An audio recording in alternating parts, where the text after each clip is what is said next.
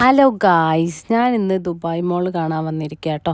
നമ്മൾ metro dial കൂടെയുള്ള എൻട്രൻസിൽ കൂടെയാണ് നമ്മൾ ദുബായ് മോളിൻ്റെ ഉള്ളിലേക്ക് എൻ്റർ ആയത്.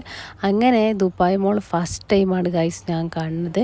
നല്ല വലിയ മാളാണ് ഗായ്സ്, കുറേ നടക്കാനുണ്ട്. പിന്നെ സെൻട്രൽ പോയിൻ്റാന്ന് തോന്നുന്നുണ്ട്, എന്താണെന്ന് എനിക്കറിയില്ല. അവിടെ കുറേ അറബികൾ ഫാമിലീസൊക്കെ നല്ല രസമുണ്ടായിരുന്നു കേട്ടോ ആ ഒരു വ്യൂ കാണാൻ.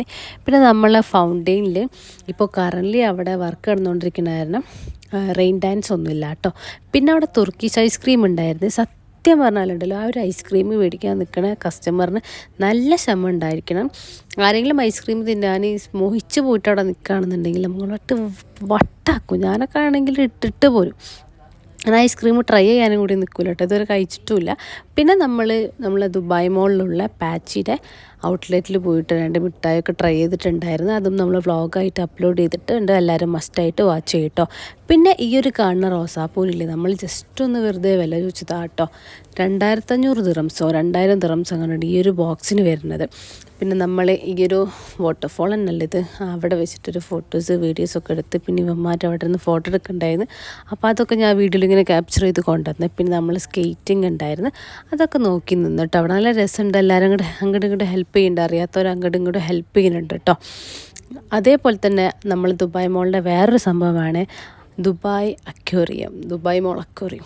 അപ്പോൾ എന്തായാലും അതൊക്കെ കാണാനേ ഈ തെരണ്ടി പോകണമാരുണ്ട് എനിക്ക് ഏറ്റവും ഇഷ്ടമായി. നല്ല രസമുണ്ട് തെരണ്ടി പോകണ കാണാൻ വേണ്ടിയിട്ട്. അങ്ങനെ അതൊക്കെ നോക്കി നിന്നിട്ട് അതിൻ്റെ ഇടയിൽ നമ്മൾ ഫുഡ് കഴിക്കാൻ പോകട്ടെ. ഇതൊക്കെ നോക്കി നിന്നതിന് ശേഷം നമ്മൾ ഫുഡ് കഴിക്കാൻ പോയി. നമ്മൾ അൽബേക്കാണ് ഓർഡർ ചെയ്തിട്ടുണ്ടായിരുന്നത്. നമ്മൾ ബുർജ് ഖലീഫൊക്കെ കണ്ടിട്ട് പുറത്ത് ഫുഡ് കഴിക്കാനായിരുന്നു പ്ലാൻ.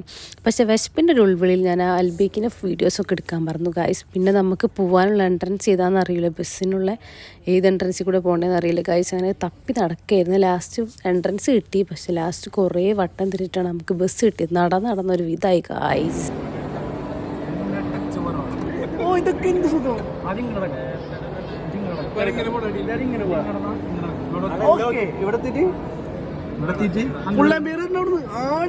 പറയണ്ടേ ഇവിടുന്ന് യൂട്ടേൺ